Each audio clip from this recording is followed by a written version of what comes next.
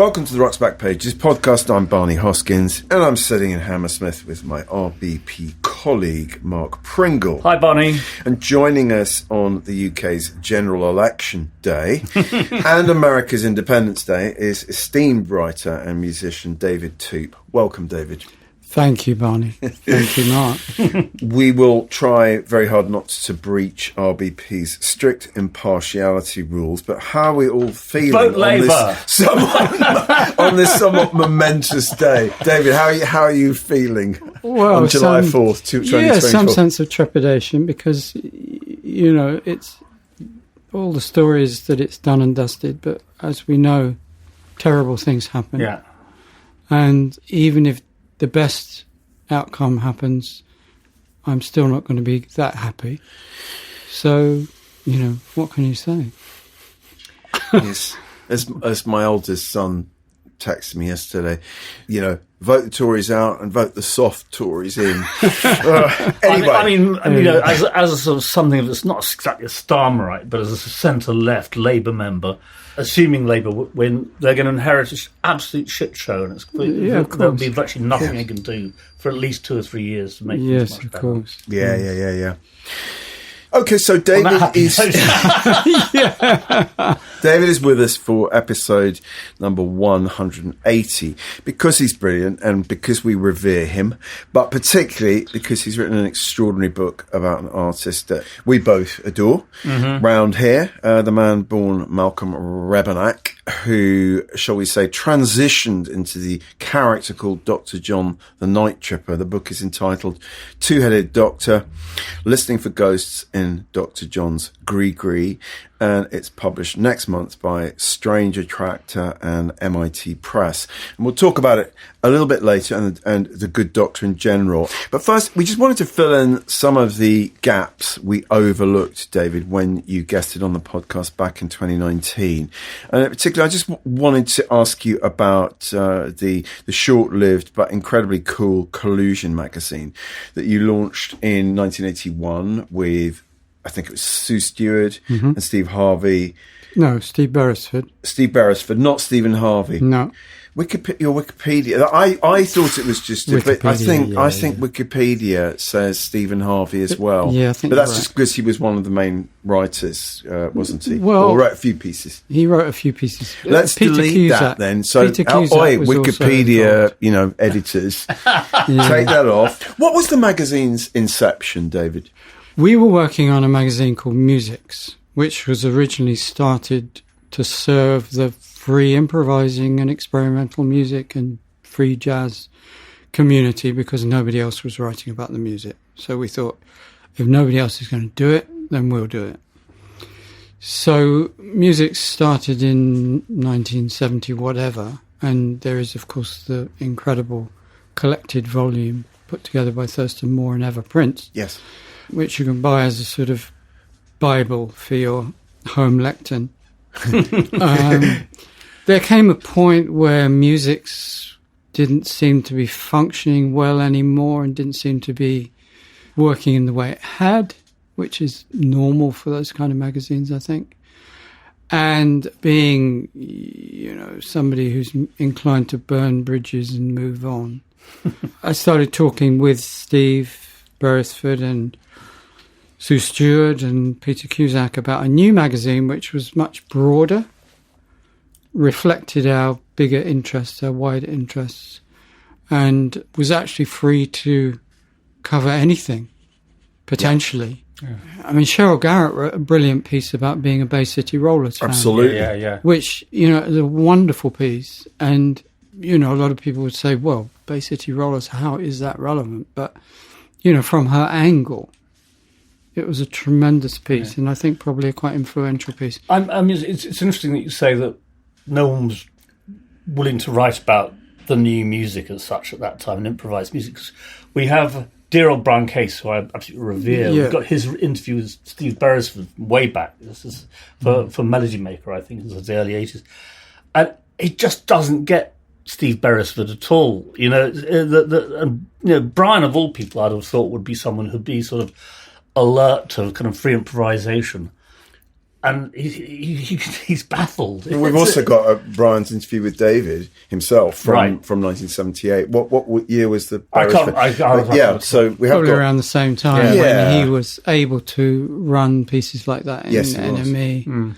But I mean, Collusion, I was totally unaware of it at the time. It was ridiculous. But then I was too stupid in 1981 to appreciate what they were doing. Well, it wasn't in your face, Collusion. I mean, I'm trying to remember how I discovered. I think I bought it at Compendium, like many wonderful things. But I think it's because I was getting very, very interested in Southern soul music, and you run that fantastic piece by Nick Kimberly, yes. Paranoid Sex and 60s Soul, and it was just like I have to read that, and then it just opened up this kind of world to me, because there was the incredible piece you wrote about surf and Manson and the Beach Boys, which is incredibly influential for me.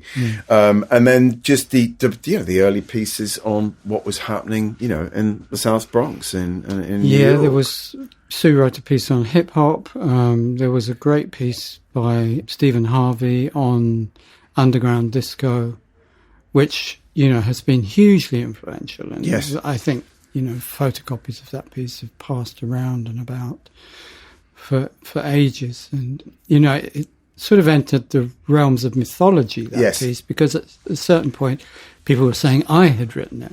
I mean, I edited it down from book length, more or less. Really? Almost. It was very long, but covering those DJs of the time.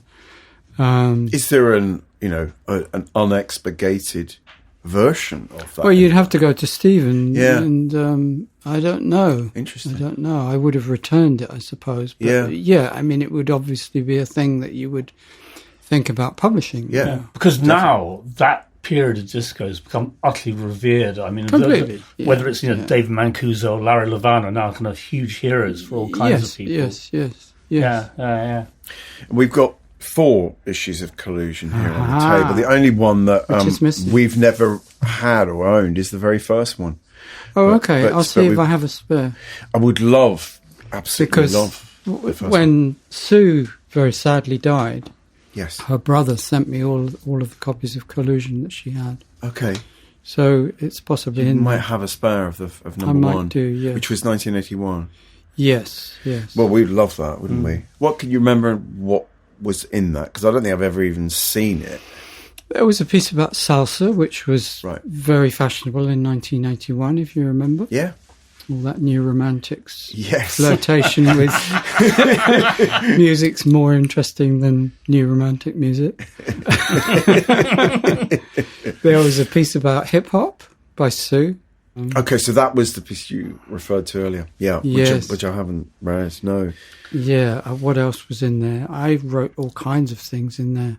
I wrote a piece about the Burundi beat and how that had gone through various bootlegs, and Johnny Mitchell, obviously. Yes. So, I mean, that in itself gives you an idea of how varied it was, but we felt we were free to write about anything, including free improvisation. I mean, that was the difference. There were magazines that were very diverse at the time, but they weren't also prepared to go into those areas. No. So Collusion, the last issue, was, I think, September 1983, and after that you wrote a lot for The Face, and other publications, and wrote some extraordinary books, Ocean of Sound, Haunted Weather, the book Exotica. These are all, 2 of those are in the 90s, and then Haunted Weather in 2004. I mean, somewhat inevitably you ended up in the pages of the Wire, and we're running a lovely piece from The Face, August 86, about the Pan American Highway piece, which is wonderful, which talks about Milton Nascimento and Gilberto Gil and so forth. And then we're also running a piece about incredibly strange and exotic music, incredibly strange and highly exotic. That was for The Wire from October 94. And a great interview you did with Björk about Vesper Team, which is almost my favourite Björk album from September 2001. And you now have the audio for that interview. And we now have the audio as of about half an hour ago. That's really exciting because we've never had a Björk audio interview, and indeed up until this week we had never had a Scott Walker audio interview on Rockspec Pages, but thanks to you, David, we now do. The Björk interview is actually a 2-day interview. It was a 2-day interview with Scott. No, with Björk. With Björk. Yeah. There's a number of mini discs, I know. Yes. Right. Well, I mean, I can't wait. I mean, just like a massive fan. Yeah. I mean, those two artists are very sort of, in a sense, central to the kind of the Wires aesthetic. I mean, Scott, you know, is one of their kind of central icons in many ways. Yes. And Mark, can you just tell us a bit about this? It's wonderful. It's absolutely wonderful. It's absolutely fascinating stuff. It's upcoming. I don't think it's been released yet. Bish Bosch. Yes, that's right. And he talks about how it took so long to make for a variety of reasons. He talks a lot about the process of recording it, of writing the songs, the centrality of the lyrics, which was kind of interesting. We actually listened to it yesterday. I found it a fairly confusing experience. Why? I mean, as you say, one of the things that you talk about at some length in the interview is that the voice is unsupported by what one would describe as musical tracks. Yes. Largely. It's almost sort of like just floating on its own. And he talks and that's in itself is kind of quite a curious experience to listen to. Mm-hmm. And he talks in this interview at some length about the nature of that and how he came to do that. He talks about working with musicians and arrangements. I couldn't really hear the musicians when I was listening to it, but it was on in the office, which isn't probably the best environment. He talks about the album's darkness and the demands of the music on his voice. And it was the Mantovani. Let's listen to that. Yeah. We picked a couple of clips, and this is the first of them. It's just dressing the lyric is all it's doing, you know. And it, like I said, even if I've said this, if the lyric called for me to go into a very corny Mantovani thing, I would do it, you know, because it's, you know, that's what it's asking me to do. I don't think of Mantovani as corny. Well, you know what I mean. Yeah. Big, sweet, you know, sort of. I just thought Mantovani was kind of ghostly. Yeah. My dad was a big Mantovani fan. Well, I'm sorry I offended you. but you know, no, I'm talking about the sort of I know what you mean. Yeah. Sweeping. But there's a section in Zircon which is almost like you go into a ballad. Yes, yeah, and that's where we bring the bass as well, because it has to warm up there and has to sound a bit nostalgic in a way. And if I'm melancholy, and if I shed a tear, don't forget to blink, lest your eyeballs dry up. Yeah, I mean, when I first listened to the interview, David, I think I was pleasantly surprised by just how kind of affable Scott Walker was, having had an idea of him as quite an austere monk-like, so almost humourless figure. And it's delightful to listen to the two of you chatting. I mean, you had clearly, gleaning from the interview, you had met him before. You may have interviewed him before. No, you hadn't. I tried to interview him in the 80s. Okay. I was working on a television series directed by Jeremy Marr, the late, great Jeremy Marr.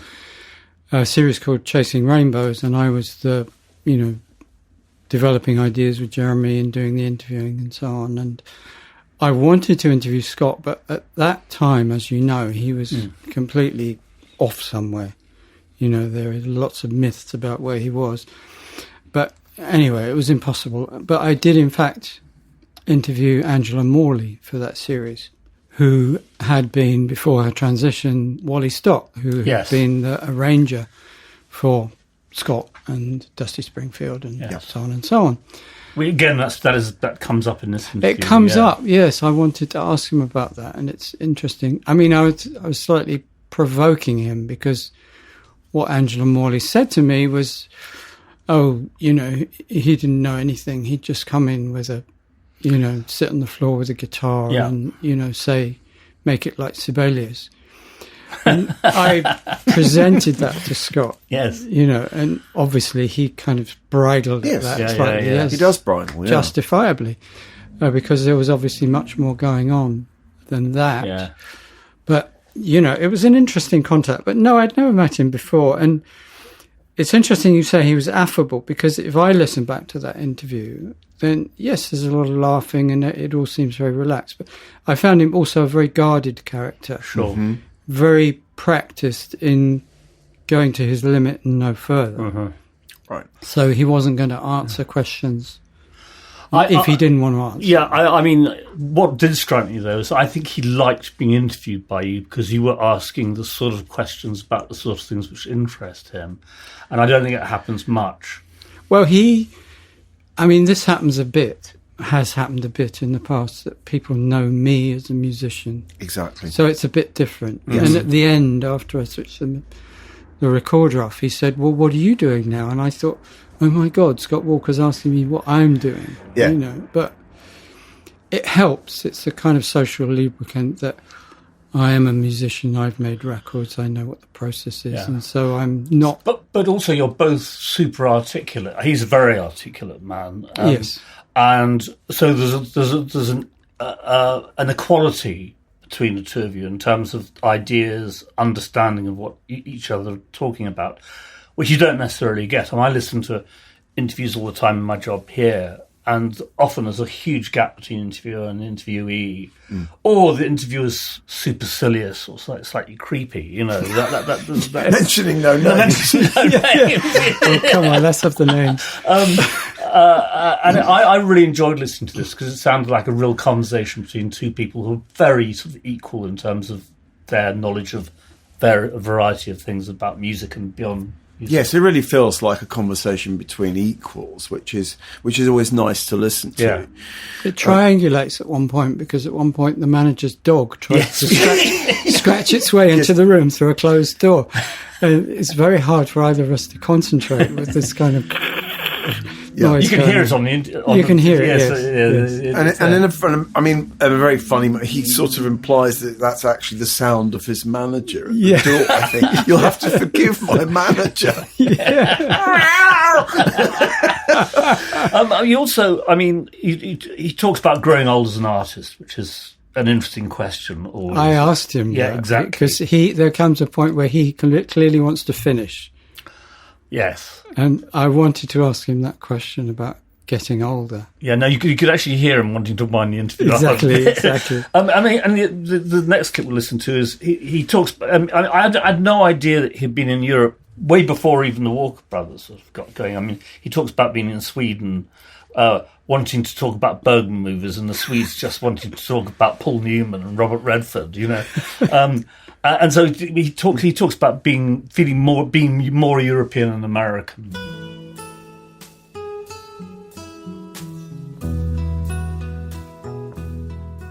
Your references seem, you feel like a European in many ways. Well, they they always say it about my records, but in point of fact, I've even when I was living in America, certainly the 2 years before I came here, I'd seen quite a lot of European cinema and was fast. That's the reason I wanted to come here. And so then I think I just absorbed everything and left quite a lot behind, really. So I think a lot of people, regard me as a European writer anyway in America. They think I'm a Brit over there. The angels of ashes will give back your passions again and again.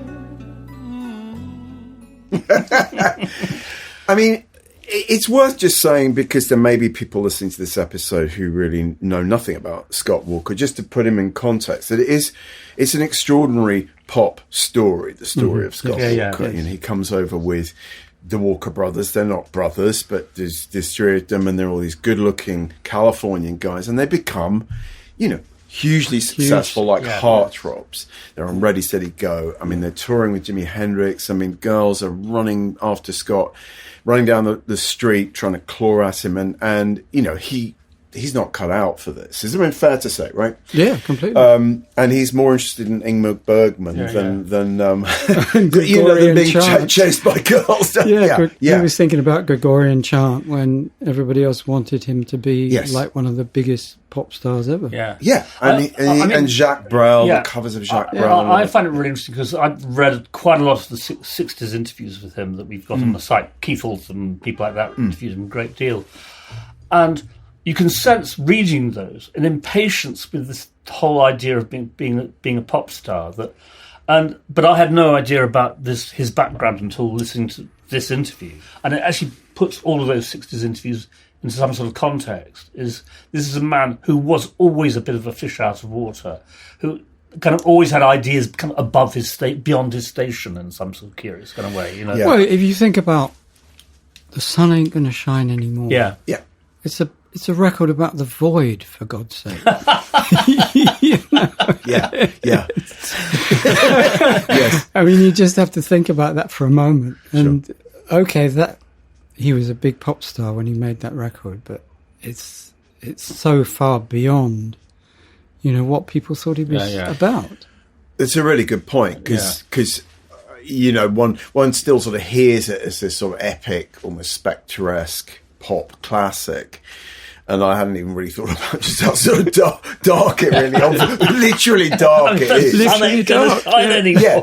I mean, I wanted to just ask you about your memories of, when the first of the solo, the Scott, and then 2, 3, 4, those extraordinary records, which were so unusual at the time. And were you tuned in to that absolutely, at the time? Totally, Yeah. I mean, I loved the Walker Brothers. Yes. But when the first album came out, I remember buying it and I remember loving it. And at the same time, I was listening to AMM and, of course, soul music and whatever. Yes. So it sort of fitted into my world, even though it was completely different. Yes. And I still listen back to those records with wonderment, really. They're so perfect, and the arrangements are extraordinary. So there was a chemistry there, which was... I mean, it's interesting going back to this thing about Mantovani. Obviously, I was kind of teasing him with that. But I had in the past, I've had conversations with, for example, John Zorn, who is a huge Mantovani fan, Ryoji Ikeda, who is a huge Mantovani fan. So it was teasing him, but it had a purpose in the sense that there's a lot going on in those records. But what he was doing was so much more articulate and so much more informed by, say, European cinema. So it had a depth to it, which was... You could take it on a superficial level as easy listening music, sure. Yes. And that's what many people did. Mm-hmm.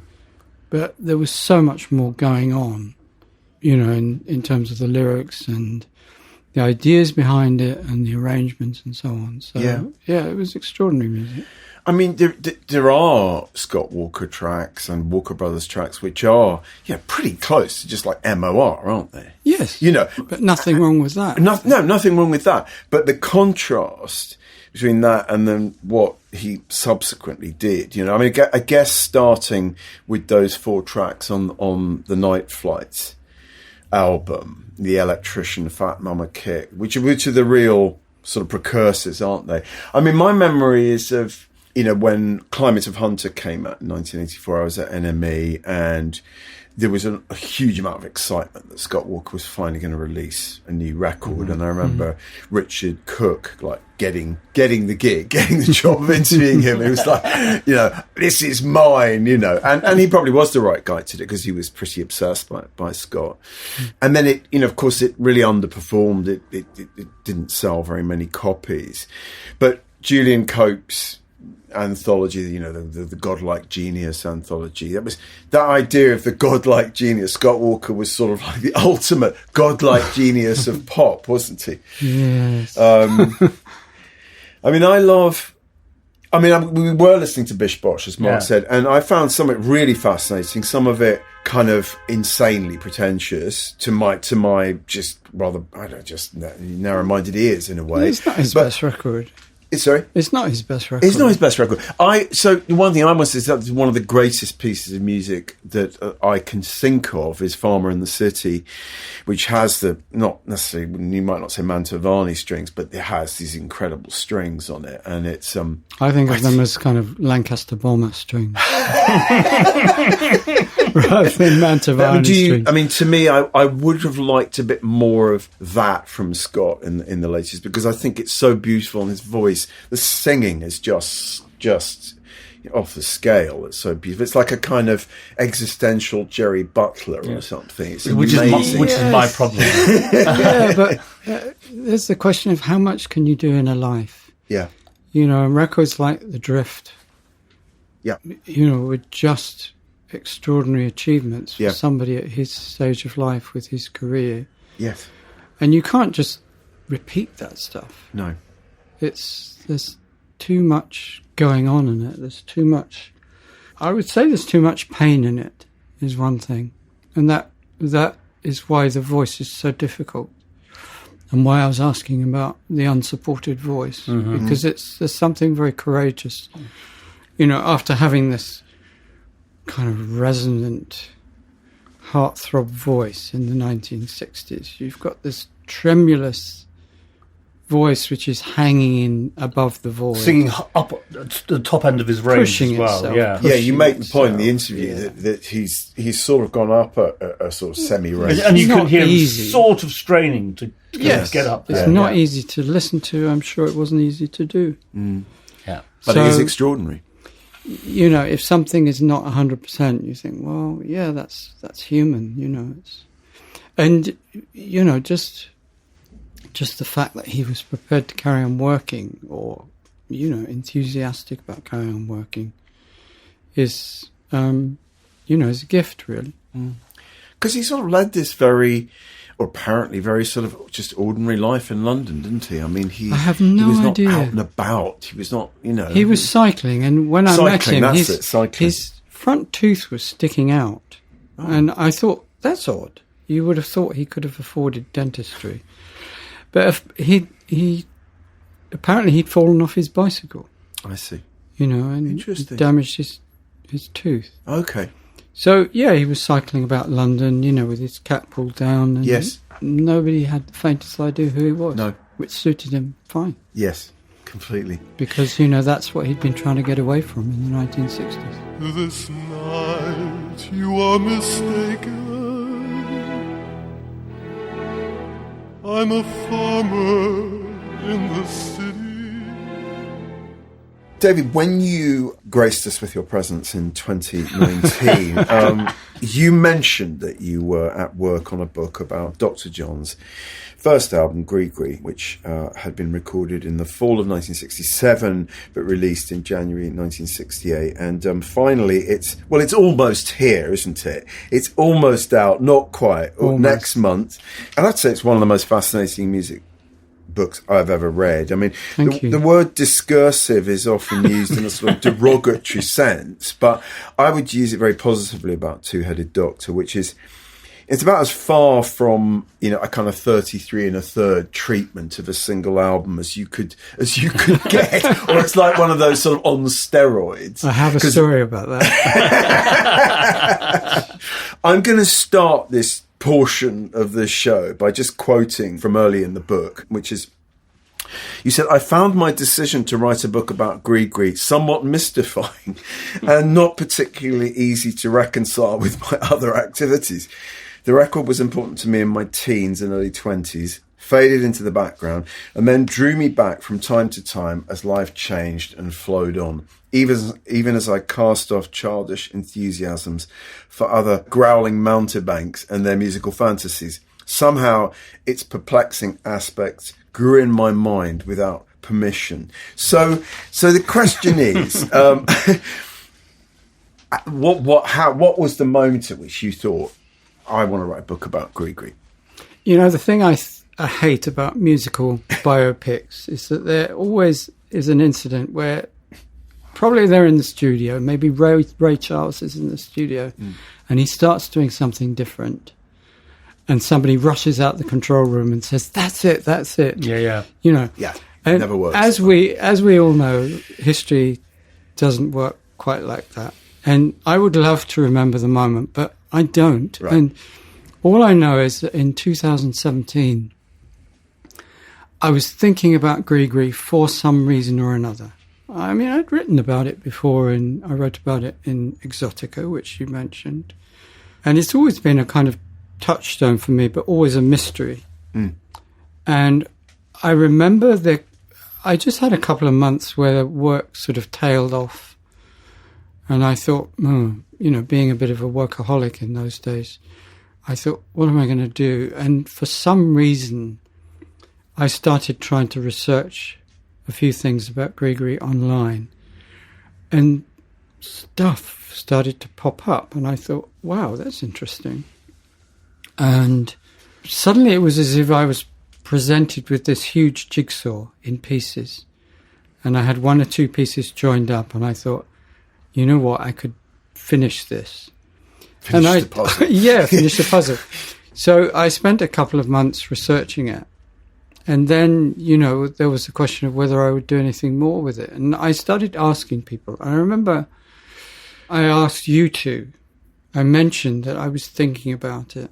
And I was testing reactions to see what people would think, and if you had both said it's a terrible idea, I wouldn't necessarily have thought, I won't do it, but it would have given me pause, I suppose. It was the same as writing Rap Attack in 1984. Yeah. I asked a few people what they thought, and I remember one journalist who shall remain nameless said, well, that's a pointless idea. It's just a fad and it'll be over by next year. I mean, thank goodness I didn't pay any attention to it. You tell us the name after we finished recording. Yes, right. So, I started to research it seriously from then on, but I still didn't know whether I would write it. And I actually suggested it to 33 1/3. And their response was so underwhelming. Really? Yes. And I mean, I was already a Bloomsbury writer. I'd already written a book for them, and they were publishing 2 books of mine. And they said, well, no, you've got to write whatever it is, half the book, and, for us to decide whether we're going to do it, which I thought is just liberty, complete liberty, because, obviously I can write books. I had a track record. They said they weren't sure whether they were interested in that sort of thing anymore, because they were changing their policy. And anyway, it was completely full, and the schedules... I was so annoyed. I was incensed. But I had, kickbacks from other publishers who were very interested in me writing a Dr. John book, but were not interested in me writing it as I wanted to write it. Yeah. I sent them a synopsis. Somebody at a publisher said, I think I'm very interested for you to write a book about this, but I can't sell this to my bosses. So, I was a bit stuck. And then I went to a lunch organised by Thurston Moore and Eva Prince, and Brian Eno was there, and, I can't remember what the lunch was in honour of, actually. But I was sitting next to Emily Bick from The Wire, and we were chatting, and she asked me what I was doing, and I said, well, I've got this book I'm trying to write, but nobody's interested in it. And she said, how about Strange Attractor? Yeah. In fact, she talked to them. And I knew them as Strange Attractor. But it just hadn't occurred to me. And so, that was how it came about. But then nothing happened. I prevaricated for ages. But then the pandemic came along. And I was very busy at the beginning, because lots of people wanted written stuff, because you couldn't do anything else. And then it sort of tailed off again. And I thought, what should I do? To keep myself occupied. And I just decided, I started to write this book. And I thought it's going to be a short book because it's about one record. I thought, 40,000 words, 60,000 words? Sure. And, it became completely obsessional. Yeah. to the point of madness. Well, I did wonder. You know? I mean, it's extraordinary because you find yourself in a sort of a cloud of unreliable historical sources. Yes. And for me, that's the thing I really took from the book, almost more than anything else, is that you could never quite believe a word anyone was saying, whether it was in the 19th century or in the mid-20th century. I mean, it was really, really something. Yeah. Yes. Can we put it in context again for listeners who may never have heard Gris-Gris or even heard of it? Can we put Malcolm Rebennack into sort of context in terms of the New Orleans R&B scene and, you know, the move to Los Angeles? Yeah, I can, but I would insert a caveat, which is very much in an unreliable caveat. very much in the style of the book. Yes, but what I think one of the things I tried to do with the book. I mean, I tried to do many things with this book. Yes, but one of the things I tried to do was to shift the emphasis somewhat. And I think one of the characteristics of music writing in general, rock writing in particular, is its focus on the individual. Yes. You know, earlier you mentioned the idea of the godlike genius of Scott Walker. And I've tried to shift that into, writing about it. This record, Gris-Gris, is a collective endeavour. Yes. Mm-hmm. So I think Harold Battiste has to be given equal credit for not just arranger and producer, but ideas. Mm-hmm. He's really the co-creator. He's the co-creator, but all of those extraordinary musicians are all part of that too. Are all part of that too. And so it's a different way to think about the record. You know, I would never be interested to write a straight biography of anybody. But, you know, I find people fascinating. I find musicians fascinating. Yeah. So it's not that I'm resisting that. It's I'm resisting that form, I suppose. Yeah. I really understand that, and it's very easy to be sort of glib about the sort of the sequence of events. Yes, you know that Mac Rebennack came from, you know, fairly sort of orthodox, you know, playing guitar and R&B records in New Orleans and all of that, getting a drug habit, moving to LA, with playing sessions, with all the other guys, with a lot of other New Orleans guys. Yeah. I mean, it's all of that stuff, but it is still quite an extraordinary thing, and I think worth remarking that, you know, the role that sort of Sonny and Cher play in this, or don't play, but, you know, it's still, you know, the things are related, and so Harold, disentangling all of that stuff, you can imagine how complex that was, given the fact that there was nobody there. I mean, Plas Johnson's still alive, right? You know, in his 90s. He is still alive, because I read that in the book and I wondered if he was still alive. Everybody else dead. So normally you would go for first-hand accounts and try and piece it together, but I couldn't do that. So, yes, I mean, disentangling this whole Sonny and Cher thing, for a start, was incredibly complex, because there's a tremendous amount of myth surrounding this record and how it came to be. And of course, this becomes passed on as gospel. Of course. You know, so, you know, everybody just accepts that this was how it happened. And I was trying to kind of unpick it all. Yeah. You know, but yes, as you say, Mac Rebennack was a pretty successful session player and composing tracks and touring and working with his heroes, basically. Yeah, I mean, so he didn't write any particularly great songs before. No, he wrote passable songs. Yes, you know, which were, you know, a way to survive, and but there's nothing that really stands out. No, and they were very straightforward records in New Orleans style. You know, that a style that was passing out of history by that point. And then there was Harold Battiste, I mean, incredibly interesting character who'd, you know, a jazz musician, a jazz modernist in New Orleans, which was, you know, an anomaly, really. You know, one of a very tiny group with people like Ellis Marsalis and Ed Blackwell. So there's this extraordinary significance of Ornette Coleman. You have Ornette Coleman as one of the significant people in the story, but then Sonny and Cher. Yeah. It's like,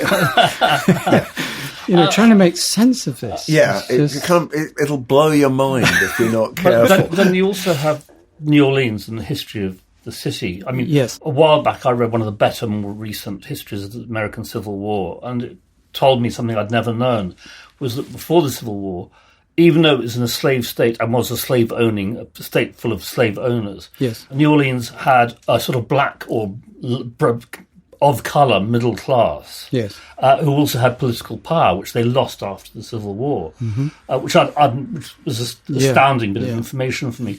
And also because of in your book you go into some detail about the connections with Haiti and the slave trade from Africa to Haiti to Louisiana, and the stuff which comes with that, because of course the record is full of references to all of the mysterious voodoo Gris-Gris New Orleans, and you try and find out about this stuff. you really go the distance. It's so complex because on the one hand you had enslaved people coming from Senegambia with the Islamic influence, right? But then on the other hand, you have the enslaved people from Nigeria and the Dahomey, as it then was, Benin now, coming through Haiti. So, the entanglement of influences, if you like, is just dizzying. Really. And the curiosity, the French, when New Orleans was owned by the French, shall we say, they had a different attitude to the rest of the American white South in terms of the allowance of African traditions. For example, the drums weren't banned in Louisiana in the way that they were in the rest of the South. Yeah. So that's one of the reasons why the music of New Orleans is what it is. Yes, you had Congo Square. That's right. Yeah. Exactly. Which Battiste continually referenced. Sorry. No. Go ahead. I mean, I just found that really fascinating. And the history of African American music, New Orleans is absolutely central to it. And yet, in a way, it's the least American in kind of the slightly the Trumpian nativist sort of sense of America of the lot. Yeah. And this idea of Creole, which is so difficult to unravel. It has a number of different meanings according to context. But creolization is an important concept. Yeah. In terms of the hybridity of music. And obviously if we're talking about the spread of African diaspora music, which was the consequence of slavery, then we're talking about endless hybrids, fractal hybrids, which is what fascinates everybody about popular music in general. Yeah. And that's where it's coming from. Yeah. And New Orleans played a central role in the, I talk about Ishmael Reed and his where he talked about this virus, Gris-Gris, African diaspora, music, spiritual practices, aesthetics, and so on. They just grew from New Orleans and very quickly spread around the world.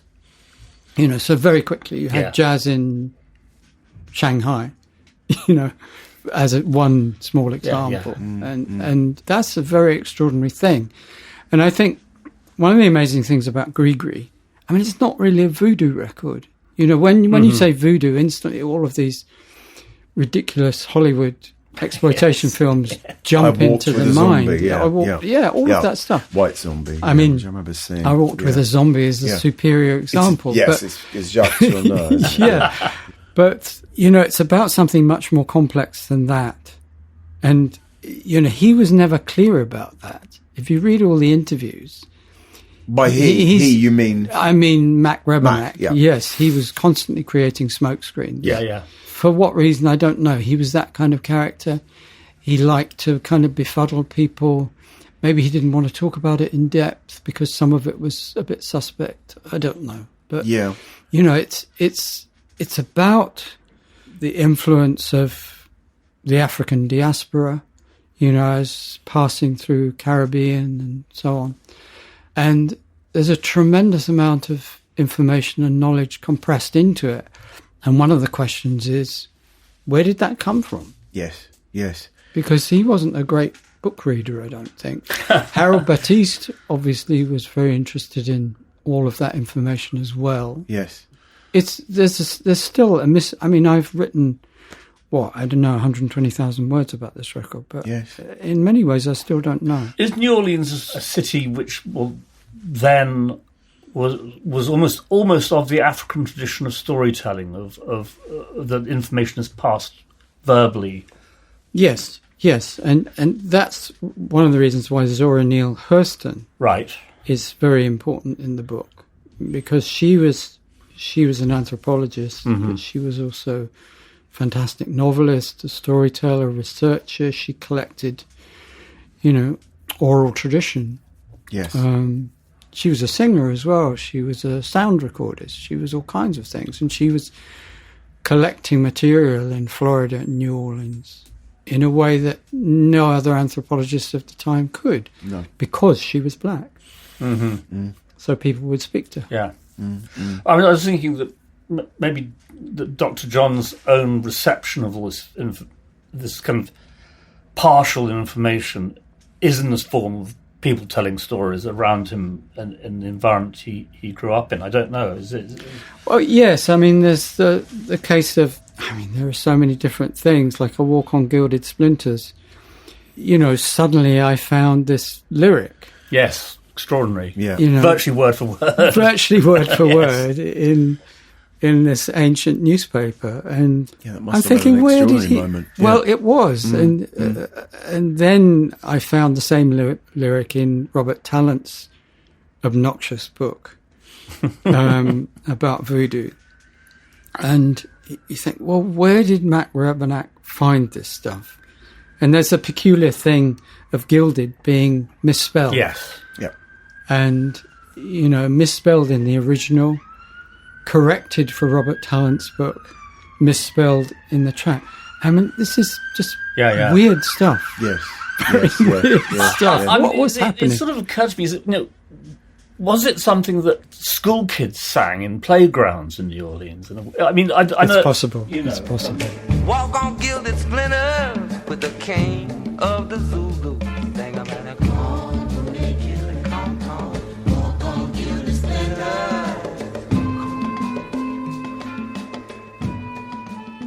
I loved all that aspect of it, and I found it massively confusing simultaneously. Well, think of poor me.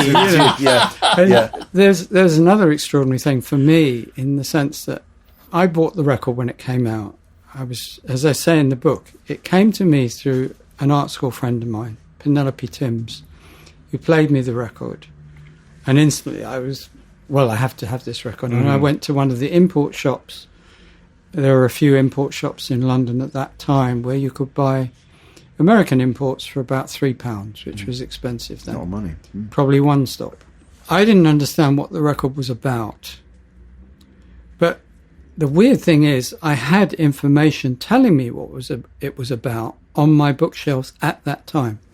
So Harold Corlander's book, Negro Folk Music, has more or less the whole lyric of Mummaroo in it. Wow. Not from Gris-Gris, no, but from the Indian parades, in Mardi Gras. Right. And how I failed to put those two things together, I don't know. Because I read the book. You can be forgiven, I think. And I also had Paul Oliver's book. Right. The Meaning of the Blues. Meaning of the Blues, which also had information which explained to me some of the things in this record, not by writing about the record, but by writing them, through Paul Oliver's research into the blues. So, it's a strange process. Yes, it is. How this came about. One of the sources that you quote from in the book is the audio interview that Charlie Gillett did with Dr. John, Malcolm Rebennack, in 1971, which we have on RBP. And I thought it would be just nice to hear Mac's rather stone-sounding voice. And he is talking about Gris-Gris and his whether it's reliable or not. He's talking about this thing is sort of simmering away in the back of his mind when he was like doing sessions for Harold and so forth. So let's just hear this. Through the thing, it was like a little project that me and Harold had been working on. I had the idea for the album in my head since I had been, off the set at that time. I was in Texas, before I went to LA, and I had thought it all out. But, it was an idea. And when I was doing my producing days in LA, when I was doing the Jesse and Shirley stuff and all, I was trying to give this to companies. Nobody would even listen at it, though. They would thought, oh, wow, this is sick shit by a sick guy. Hell with it. Sick shit by a sick guy. I love that. It's a good description. They should have used that. In the promotion. Yeah, but it's, I mean, what he's saying makes sense because he was in the correctional facility for heroin possession. That's right. And obviously had time on his hands and time to develop this as an idea. But of course, Harold, he says he's been developing it with Harold, and Harold Battiste had worked on records like the Prince Lala tracks, which are extraordinary. Well, that was one of the abuses I'm afraid to say of Spotify is Bill to read this book and actually listen to the things like the Prince Lala track. And I'd never heard this stuff before. Yeah. And the hair stood up on the back of my neck on some of that stuff. You know? Because yes, in one sense, it's very conventional R&B of the period, but there's something really peculiar about it. Yeah. Well, I mean, he died very young. Yeah. The rumor is that it was a heroin hotshot. In other words, an enforced injection of heroin.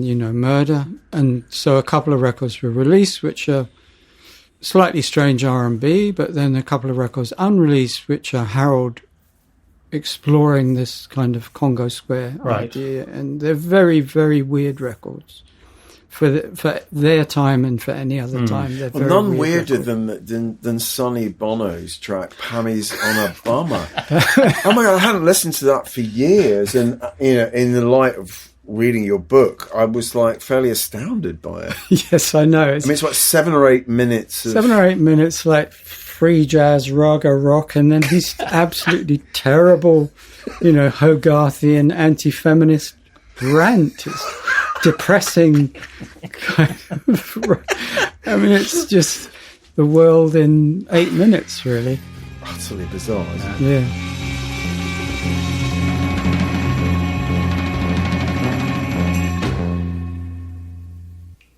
Pammy's on a bummer now, and nobody knows where she's at.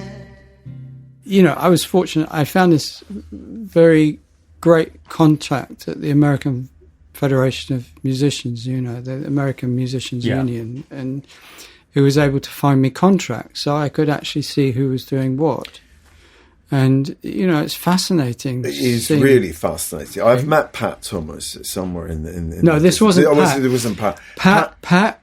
Pat gave me the session. The session recordings. breakdowns, the whole session. Okay. Which was, a godsend. I went to a friend of mine, Kevin Laffey, who had worked at Warner Brothers. He'd been a member of the Los Angeles Free Music Society, and he became a person who finds music for film.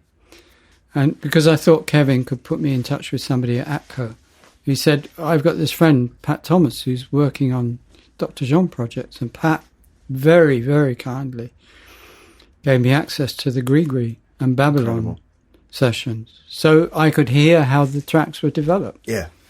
No, I was talking about the AFM contracts, and I found this great woman, working during the pandemic when California was in the grip of COVID, and finding me these contracts from the Gris-Gris sessions. One contract didn't seem to exist, so that was still a mystery. But, so I could see who was there on the day and what time they were recorded. One of the myths about Gris-Gris is these sprawling all-night sessions.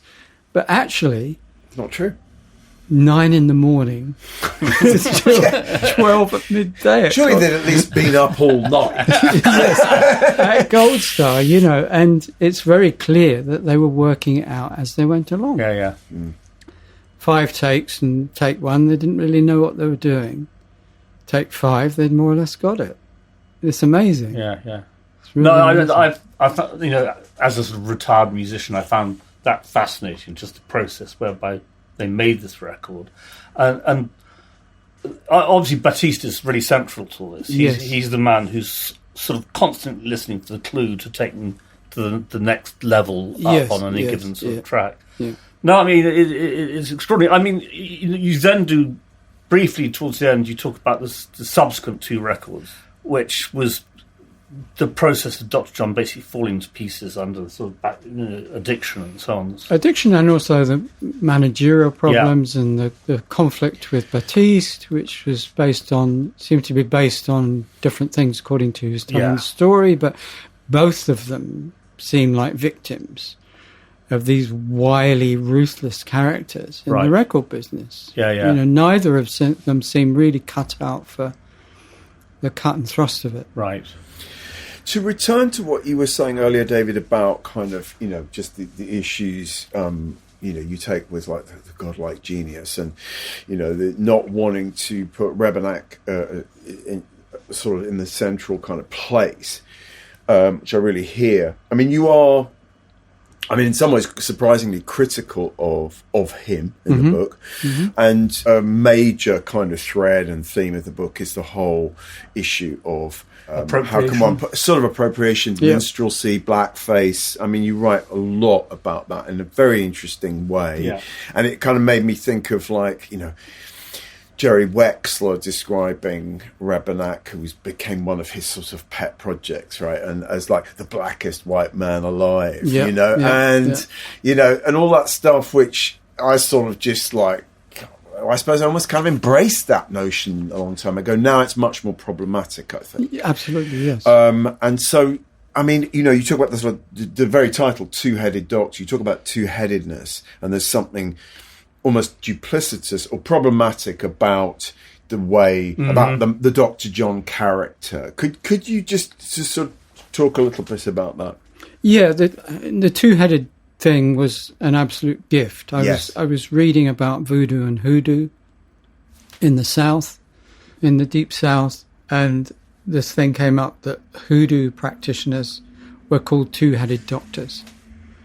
And obviously there's a degree of masking. I mean, I talk a lot about the cover artwork and the photography and the seamstresses, as they were known at the time, who physically constructed this image of Dr. John, because you can also see photographs of him at the time wearing a suit jacket, you know. So, you know, there was a very self-conscious construct of this character who is ambiguous, you might say. Is he black? Is he white?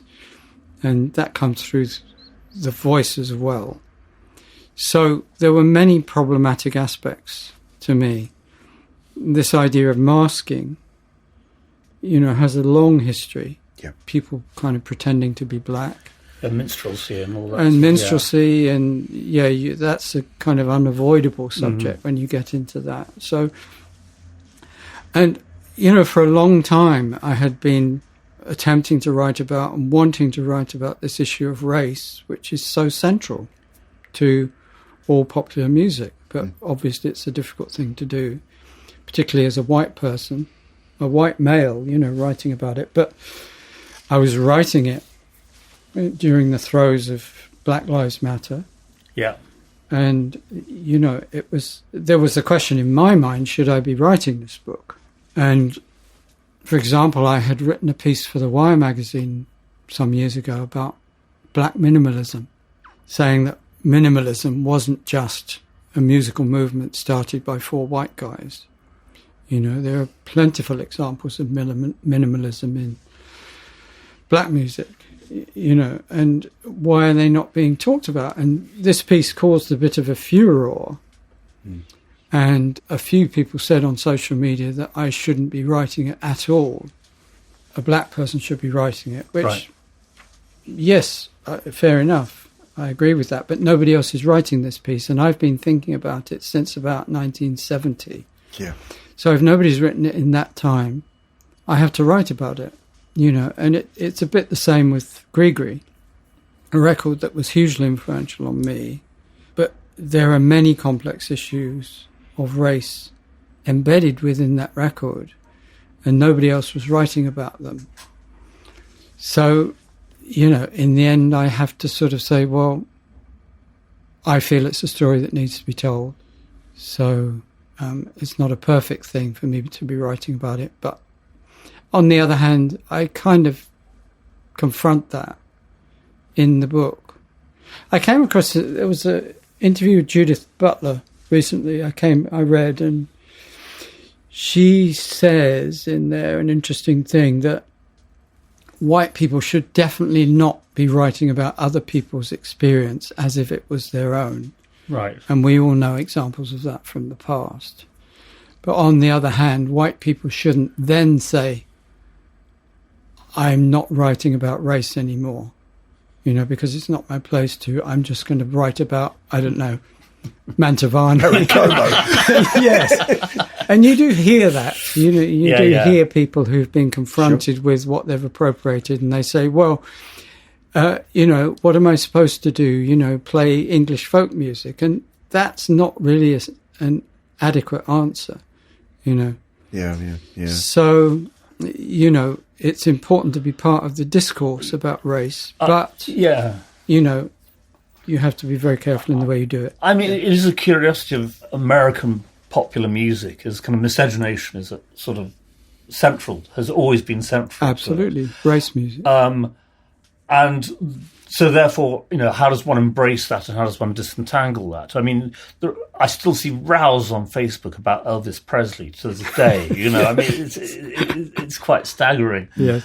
And it's a really tricky subject. I think you deal with it very well in the book, but I can tell that it's a tough thing.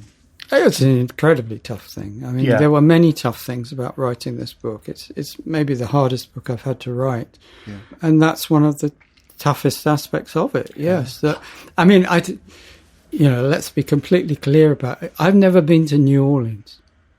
So I've been to many, many American cities, but I've never been to New Orleans. And I had a plan to go into 2019, do research, hang out there, whatever. And then the pandemic came along, and Mardi Gras was actually one of the biggest super spreader events of that year around the world. So thank goodness I didn't go. But then I was at home and you couldn't travel. Yeah. Or you couldn't easily travel. And so I had to make that decision. And I thought, what difference would it made to the writing of this book if I did go to New Orleans at this point in history? Me as a non-alcohol drinking vegan who hates parades. Maybe not. Hates the kind of Disneyfication of something deep and complex and beautiful. And there's also a question of what is New Orleans now? I mean, yes, that Katrina didn't just damage the physicality of the city. I suspect it tore a big hole in it. Devastated cultural life. Yes. Yeah.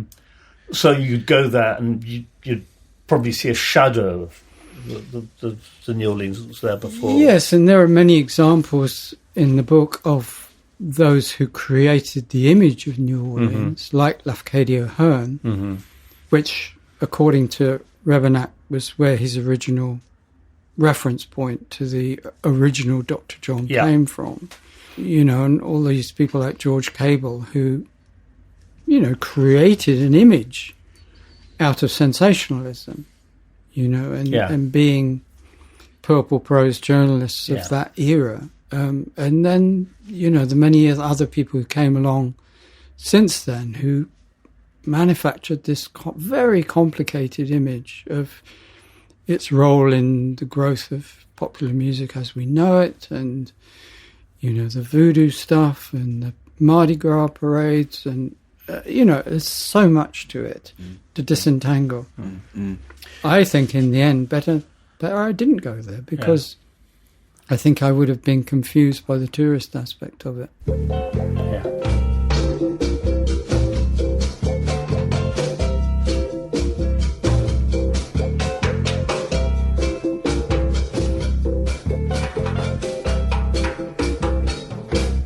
The last thing that I just wanted to talk about in terms of Dr. John's career, and I interviewed him in 95, by which time, you know, he was a sort of like cuddly sort of custodian of kind of New Orleans tradition, wasn't he?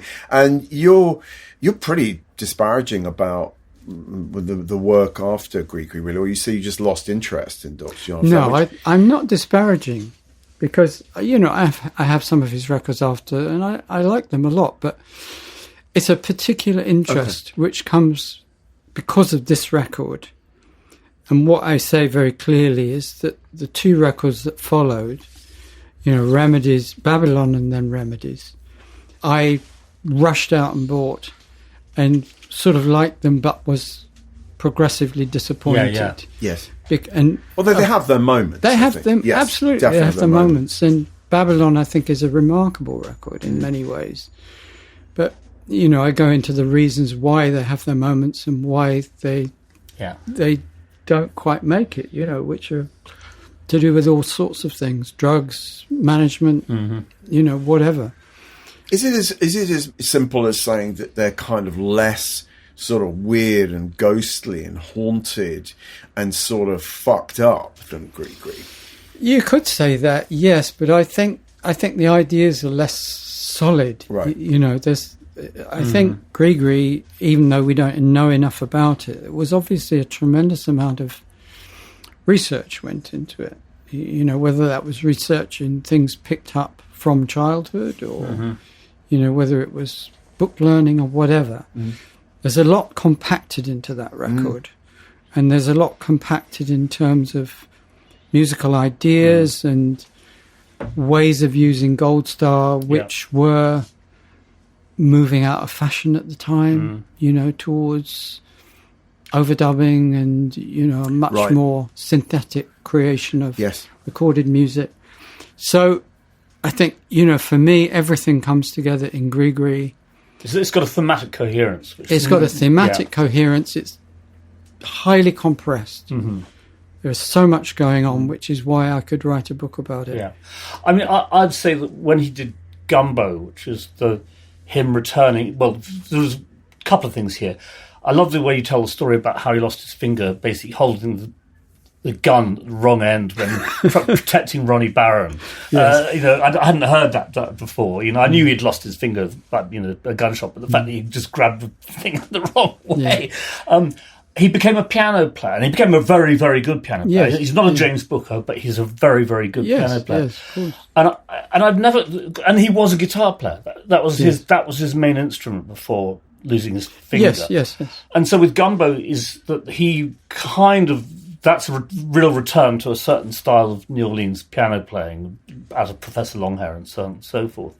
So I think that had, as an album, had a sort of coherence because it was really simple in that respect. This is going to be a lot of songs of New Orleans songs, Tipitina and Big Chief and so on and so forth. Yeah.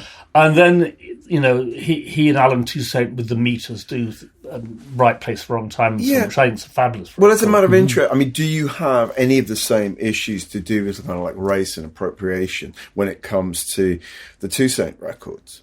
Because to me, they are just like great, funky soul like albums in a way. Yes, of course. But it's still a white guy with a quote unquote black voice. No, I don't, because it doesn't have the same ambiguity. Right. It doesn't have the same aspect of masking and mystery. Yeah. Interesting. Where there's a creation of a persona. Yeah.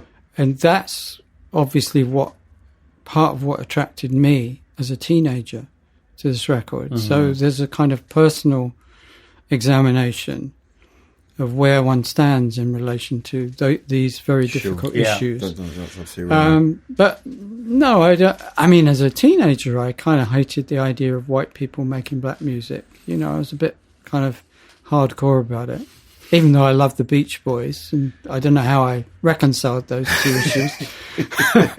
But teenage years aren't about reconciling things, are they?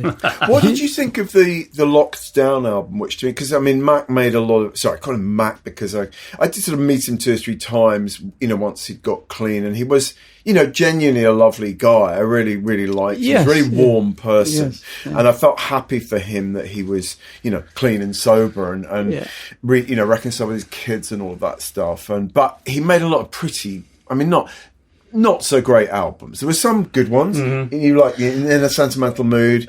I think even Going Back to New Orleans has its sort of moments. But there's a lot of kind of quite mediocre, quite touristic music there. Then he made this album with the Black Keys guys, or Dan Auerbach producing. I don't know whether did you hear Locked Down? Because I do think it's somehow rather a nice way to kind of, I don't know, it feels a bit more emotionally gritty to me. Yeah, to be honest, I haven't listened to all these records, and it wasn't my point. No, of course. And I think my books tend to be quite autobiographical. They're very personal. Yeah, they're deliberately so. And one of the advantages of that is that I can say, I don't like this, but you might. Yeah. I'm not saying this is a great album because.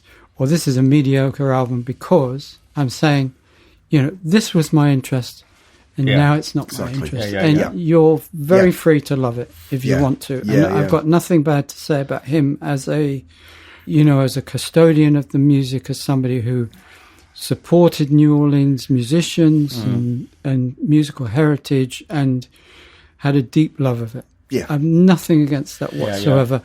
I don't necessarily want to listen to it as music, because what I'm listening to with Gris-Gris is something utterly unconventional. Yes. And as I say, when it came to The Sun, the Moon, the Herbs, you've suddenly got a piano in there. Everything sounds a bit more of a grid. Yeah. You've got people Mick like Jagger's hanging out. Mick Jagger's there, Eric Clapton's there, and it all becomes a bit fraudulent. It's a bit fraudulent. It's musically. Well, it's a sort of exoticism, isn't it? It's like, this wild exotic character. From New Orleans. I mean, you could like it or dislike it, but this to me is Gris-Gris was a mystery. Yes, and it still is a mystery. Yeah, even though I've written this insanely. Well, in a sense, forensic exploration of it. And in doing that, you've almost made it, and it sounds ridiculous, but almost more mysterious than it was before. Yes, I know.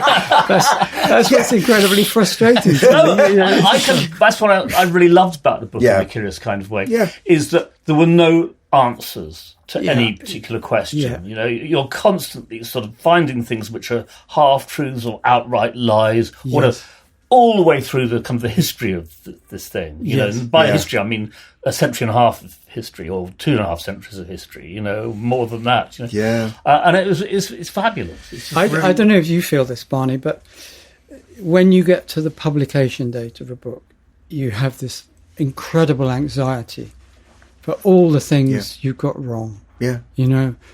And some of them ludicrous mistakes, and sometimes people are very kind about it, sometimes people don't notice them, and sometimes people zoom in on them. And, there's always a few who will zoom in. Yes, make you feel completely humiliated.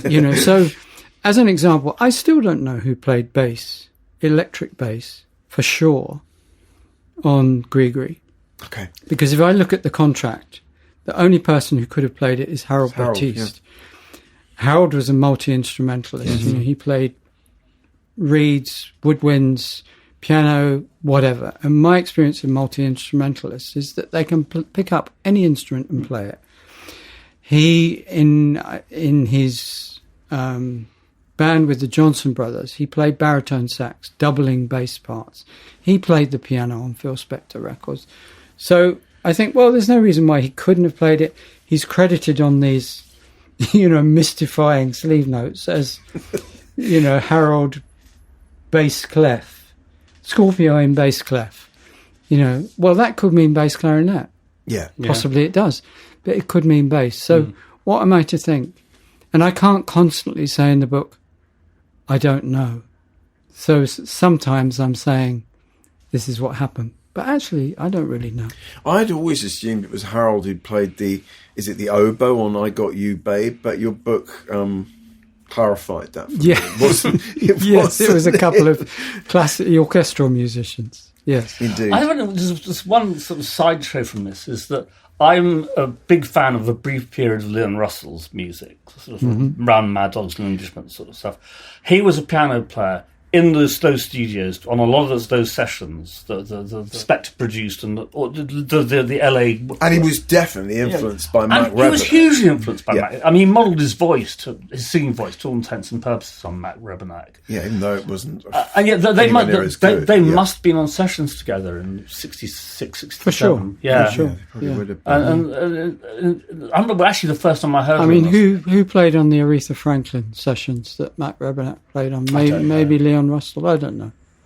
It would be easy enough to find out. Didn't he play down in Miami with the? Yes. Yeah, he with did. the He did. what was the He band called? It was Wexler's sort of like kind of No, version Dixie of the Flyers. Dixie Flyers. I think Mac played on like Bridge Over Troubled, Aretha's version of Bridge Over Troubled Water, for example. He may have played organ on it rather than piano, but I think he's on it. All That's that one of- session stuff, I mean, is so entangled. You Yeah. know, the fact that the Remedies album was done with this band called Cold Grits. Cold Grits, Who'd another done had an Amulet Lance. Judy in Disguise with Glasses. Yeah. You know, it's just... Man stuff, isn't it? actually, the woman who Carol Kay, she wrote this big post on her Facebook page recently, basically tearing the arse out of Hal Blaine, saying that Hal Blaine claimed that he was the only drummer on all of that Wrecking Crew Yes, stuff. yes. And she says that the New Orleans drummer, Earl Palmer. Earl Palmer, she played, said Earl for sure. Palmer played on way more than Hal Blaine did. Yeah, And you know, That's interesting, that isn't was Well, there's, but then Carol Kay said that she played on lots of the I know, Motown she did. sessions. I know. So That's the Stevie they're all- Wonder track that she really did not play on. Yeah, you know, yeah. I mean, I was made to love her. yes, Yeah, I mean, yeah, yeah. you know, which is, I mean, the rest of the guys in that band said, we were there, he was there, he played bass on You that play track. that many sessions, you're gonna And it sounds like him. gonna And it sounds completely like one James point Jameson. I make early on in the book is that you can't entirely trust musicians. No, especially session musicians, Especially who are stoned doing a million musicians. sessions. Yes. You know, if you're doing 3 hours in the morning, 3 hours in the afternoon, They didn't even know who they were doing them for. exactly. Yeah, Because Yeah, the records were yeah. unfinished. Anyway, We better wrap up. well, Do you want to just tell us about a few yeah. pieces you've added, and David, jump in if anything strikes you. recently, it's, Michael Watts, Melody Maker, 1973, interviewing Stan Getz. Archie Shepp he dismisses as trash. I think man has got talent, but he's subverting it to try and gain fame and notoriety. It's not a dignified way of going about making music. Pharaoh Sanders? I've only heard his music once when he played at the Philharmonic, and it stank. So that's Stan Getz's take. The obnoxious Stan Getz. I love it. Well, it's Ronnie Scott's old joke of he did his back in bending over backwards for Stan Getz, you know. I love the idea also of this white man, obnoxious white man, saying what should happen in jazz and what shouldn't. Quite. Oh, it's superb. It's Fred Wesley to John Abbey, Blues and Soul, 74, and I'm quoting this because it's interesting about what Fred Wesley said later. He said, "Yes, Mr. Brown does demand the best, but he will never ask more of you than he's prepared to give himself. So you have to decide before you start whether you're prepared and ready to give your very best for him. If you are, then you'll find him to be just about the best person in the world to work with. And if you want to work and progress yourself, then James Brown is about the easiest man in the world to live with." Fast forward to a documentary I saw about 3 years ago, and Wesley is withering about James Brown. Yes, I've seen that documentary. Yes. I do love that. Oh, actually, given it's polling day today, this is Bobby Gillespie to Ted Kessler, May 1997, in the NME. I can't vote. I move back. Bobby Gillespie, obviously, of Primal Scream. I can't vote. I move about too much, and I haven't paid poll tax. But if I could, I'd vote Scargill. At least he's a socialist. Right now, the most left-wing of the main parties is Liberal. I hope that if Labour got in, they'd introduce some social and welfare changes. But will they? Jack Straw talks about wiping the beggars from the street. At least Kinnock was a socialist and a fighter. These cunts, Blair's making deals with Murdoch. The Sun is supporting him. His hands are tied. So wow. That couldn't have come at a more prescient moment. Really. That's very lastly, funny. there's a really good Chris Heath, big Robbie Williams interview for Face in 1999. I really like Chris Heath's writing. He's good. Me too. Talking about Roy Williams, he recently walked out of an interview with the NME after 5 minutes. It wasn't anything that was said. He just realised he shouldn't have agreed to do it. I don't like them, he says. They've written really nice stuff about me recently. A long time ago, they wrote shite stuff about me. I just hate the way that they think it's so important that they give you their blessing. They give their blessing to you, and it just pisses me off. Very patronising. It's fucking rude. I hate it when people come up to me and say, I thought you were a wanker, but you're all right now. So, all right, you're a bad judge of character the first time you meet people. There's going to be a bad clash, so I might as well start my own by walking out. The only reason why those enemy journalists exist is because they weren't strong enough to carry the furniture. That is my lot. I mean, I'm going to pass over to you. Somebody should make an anthology of quotes from musicians complaining about music writers. Yes, it could go alongside Nicholas Slaminsky's book of vindictive and nasty writing about classical music. So that's okay. That's superb. Thank you, Mark. So that brings us to the end of the episode. We'll be back in a fortnight or so, depending on when this episode goes out. I'm a bit confused at this point. With Mark Williams yes. of International Times, Strange Days Melody Maker fame. I can't wait. Can't wait. Should be fun. If you've enjoyed this episode, please follow our podcast on whichever platforms you use, and do give us a review if you can. Do also visit Rock's Back Pages itself. Check to see if your local library or academic institution subscribes, and if not, please suggest they take a free trial of the world's largest archive of music journalism. Finally, do buy all of David Toop's remarkable books, not least The Wonderful Two-Headed Doctor, when it comes out in August, published here in the UK by Stranger Tract Press, as mentioned earlier, and MIT Press in America. Are they coming out the same? Is it both coming out at the same time, roughly? I don't know. I'm the last person to ask. No, yeah, don't ask me. I'm just the author. That's right.